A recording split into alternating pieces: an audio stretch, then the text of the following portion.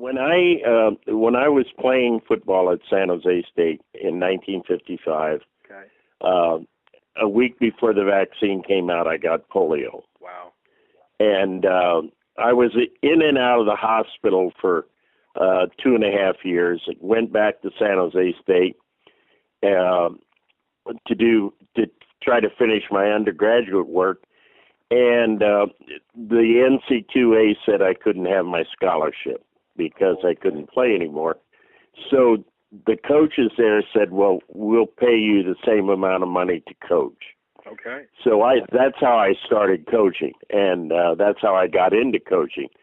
And so they had me do the defensive side for our freshman football team, and we had a head coach, Max Coley, and then the offensive person on the offensive side was Dick Vermeil. So we worked together coaching the freshman football team. I did that for 2 years, graduated, got my degree with honors, and during that time I had attended a number of clinics, and at a couple of them I had sat down and talked to Don Coryell. Okay. And just because I thought he was very interesting, and I liked him, and he got the job at San Diego State, and he calls me up one night and said, I've got the job. I can only hire one coach, and I want to hire you. Do you want to come down? And I asked him very bluntly. I said, "Coach, why would I want to go to San Diego State?" And he said, "Tom, let me tell you, they haven't won a game in 3 years. That's right. So I know we can do better than that." And Okay. we did. We did immeasurably better. Excellent. But that's how I got down there. And as soon as I got down there, I became acquainted with the Charger coaches, and they were kind enough to invite me to their training camps and things like that. And I spent time with them. And in 1964, I had an opportunity to return to San Jose State to coach the varsity and kind of be groomed for the head coaching job. And when I came back from my trip, my interview, Chuck Knoll called me and said, are you leaving San Diego State? And I said, yeah, it looks that way because, San Jose's offering me a better paying position. Yeah. And he said, well, Coach Gilman would like to talk to you. Right. So I went down there and interviewed with Coach, and I hadn't signed a contract at San Jose or anything. And he offered me a job coaching the quarterbacks, running backs, and wide receivers. So I took it and got in the pros in '64. Excellent. And everything kind of went from there. Okay.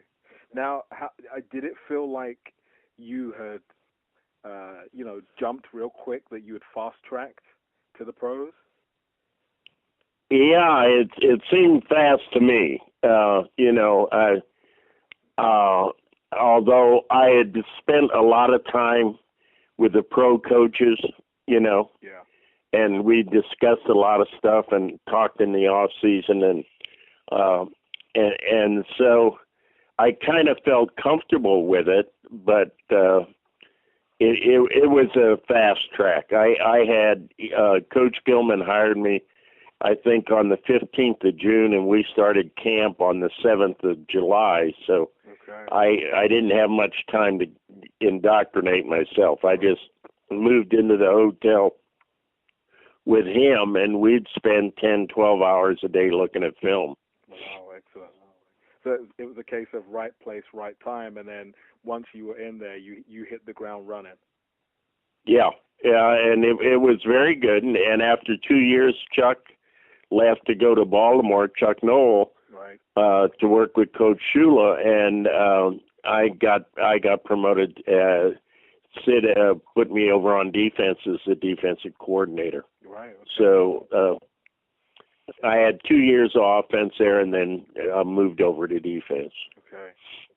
And I mean, what did you get philosophy-wise from